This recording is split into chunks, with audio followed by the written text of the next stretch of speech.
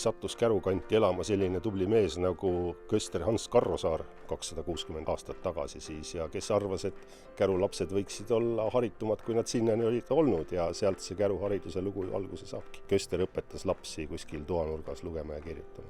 Me oleme õppeaasta jooksul siin seinte vahel üsna palju rääkinud ühel või teisel moel meie kooli alusväärtustest. Usaldusväärsus, koostöö, avatus ja hoolivus. Tarkuset ei tasu loota, kohe valmis vilju.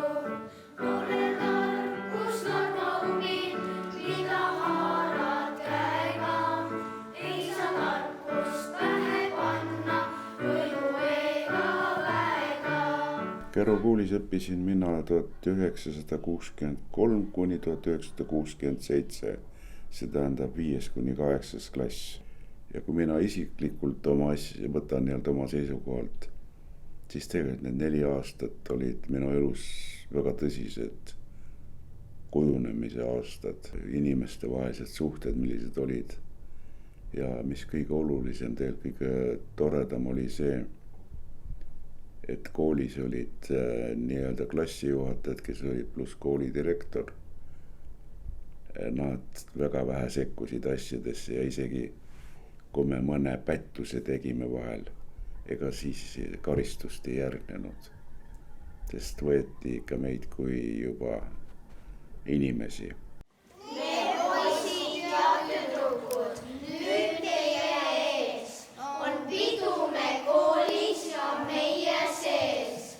Kärus on olnud korraga vähemalt 3 kooli, ehk vanasti, kui Käru valla keskus oli praeguses Jõeküla külas, siis kunagises, hilisemas Jõekülas olnud Käru vallamajas oli venekeelne Käru kool, siis sealt samast üle silla minna oli Käru Ülejõe algkool, siis kohalik hariduse selts tegi praegu, mida me teame endise lasteaiamajana, sinna tehti Käru hariduse seltsi eraalgkool, nii et siis sel ajal oli 3 koolimaja.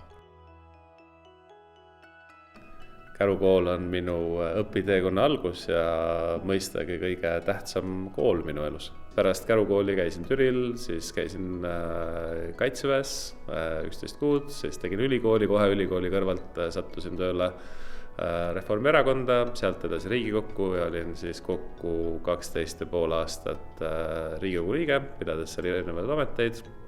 Ja kuna ma Riigikogus tegelesin väga palju sellise e-riigi, e-residentsuse ja sellise tulevikumajanduse teemaga, siis ma mõtlesin ise teha seda, mida me siis välismaailmas nii palju promome, et Eestis ju teatavasti per capita on peale Iisraeli kõige rohkem startup'e, iduettevõtteid loodud.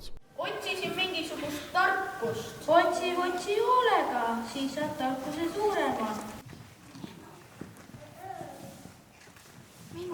Andke minu osa siia, kus minu osa on? Mis sinu osa? Tarkuse osa, ise lubasite. Said juba kätte. Teadlik tööinimese elu on Käru kool. Sama siin, täpselt niimoodi, 50 aastat Käru koolis. Ja minul ka 50 aastat Käru koolis ja kogu oma teadliku elu olen siin olnud, ka siin elanud kogu aeg ja mulle meeldib Käru.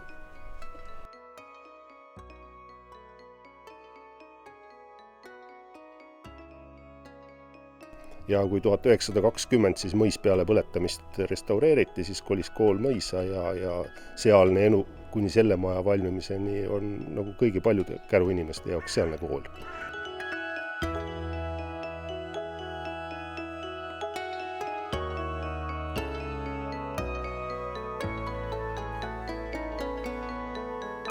Ka mina olen teinud seal tunniplaani öösel kesköösel ja mina ei kuulnud küll mitte ühtegi krõbinat ega mõminat ega samme ega midagi. Minu jaoks ei ole. Mina ikka kartsin seal olla, kui jäin üksi ja lastega mingi üritus oli, siis lapsed alati ootasid mind trepi peal, kui ma seal uksi kinni panin ja tulesid kustutasin, sest mina tõesti kartsin seal kummitusi. Ehkki ma ei kuulnud ühtegi, ei näinud ka. Mina ei kartnud ja ei kuulnud ka. mina lausa ööbisin seal, kui ma tulin Kärusse, siis ma ühe öö pidin seal ööbima ja tõesti ma värisesin, ma olin täiesti terve öö üleval ja siis, kui me õpetajad toas 1. septembril kohtusime, siis Virve kutsus mind enda poole elama nii kauaks, kui mu pere siia jõudis. Mina kartsin.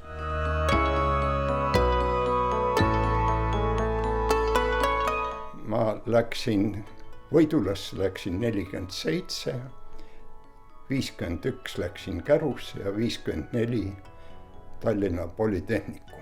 Käru kool oli 15 kilomeetri kaugusel. Me olime siis seal internaadis. See oli ka täitsa vahva. Laupäeval läksime koju, esmaspäeva hommikul tagasi, nii et kõik see toimis. Mis oli? Mis oli? Tere!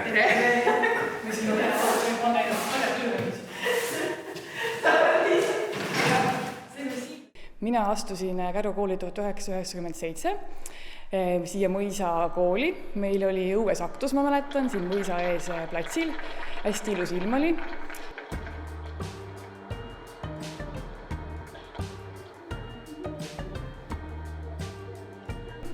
Ja me kolisime uude majja, kui mina käisin 5. klassis. Et esimese veerandi õppisin ma siin Mõisas veel ja siis kolisime kooli vaheajal siis uude majja.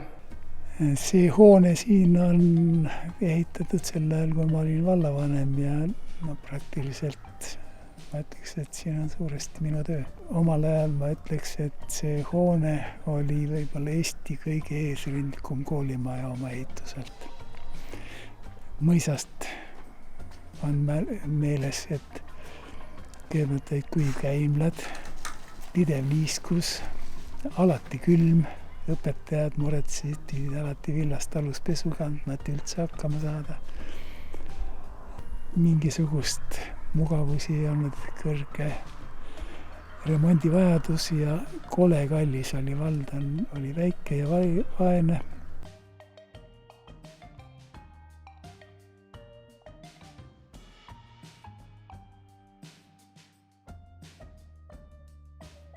Mõisas oli hästi põnev.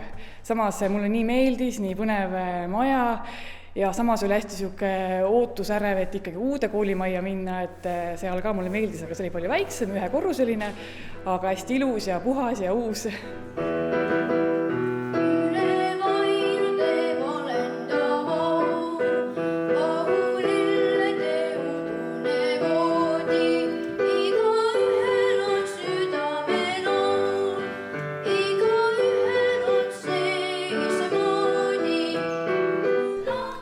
Kindlasti peaks maakool olema. Küsimus on lihtsalt, et millisest klassist alates. Et ma arvan, et see, kui see vähemasti 6 klassi on võimalik kodu lähedal käia, siis see on väga oluline. Käru kool on kõik. ma ei oskagi midagi öelda, kui ma ise enda järgi võtan, siis see on praegu täitsa minu elu. Minu soovitus on see, et väikeses kohas peab laps lõpetama põhikooli. Et 6. klassi lõpetaja on, ütleme, täis puberteet. Läheb kaugemale, kontrolli ei ole nii palju, ahvatlusi igasuguseid on ja kool ikka ja nii ilus kool ja peaks olema ikka põhikool väikeses kohas. Minu arust peaks ka põhikool olema ja kindlasti peaks see Käru olema edasi põhikool ja tegema tööd selles mõttes, et me saaksime ikka oma põhikooli. Ja meil see hea haridus jätkuks, sest siin oli tõesti hea haridus. Minu lapsed lähevad ka Käru kooli. Kool on täpselt seda nägu, nagu meie oleme. Kui meie seisame siin käed ripakil külgede peal, siis ei juhtu siin ka mitte midagi. Kui me ise teeme kõik selleks, et meil oleks siin tore, meil oleks hea kool, kui lapsevanemad, hoolekogu ja kõik ümberkaudsed ettevõtjad panustavad, siis sellel koolil ei ole midagi karta. Käru kool on, kuidas öeldagi nüüd, Käru süda. Käru kool on tugev olnud sellega, et ta on ikka veel tegutseb. Me oleme olnud ära nii-öelda augus või mõõnas. Meil on olnud raskused, aga nüüd on meil selline kollektiiv, sellised uued suunad. Ma leian, et me oleme paljudes asjades teistest koolidest ees. Nii et ja see on sõbralik kool. Lastega on meil üks-ühele suhe. ühesõnaga, see on kirjeldamatu, siia tuleb tulla, vaadata ja siis näha, mida me teeme ja mis tööd me teeme. Aitäh sulle! Aitäh! Ma tulen ja oi, super, aitäh! Oi, süga või?